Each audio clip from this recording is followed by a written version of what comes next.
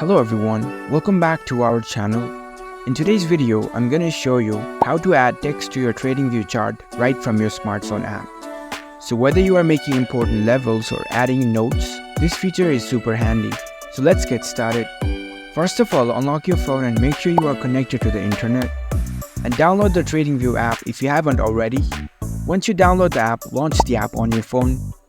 After you open the app, make sure you are logged in with your account. Once you are logged in, go to the chart section. Here you can see the chart icon at the bottom, tap on it. In this charts page, here you can see the drawing icon at the bottom right, tap on it. Now scroll down and find the annotation section. Here you can see the annotation section. You can find the text option over here. Tap on it to add text to your charts. Now in the chart, you can position where you want to add the text and tap on that point. Here you'll see the option add text. Tap on it. Now type in your desired text. For now, I'll just type in randomly. You can move this text and place it wherever you want. And there you go. That's how you can add text to your Tradingview charts on your smartphone.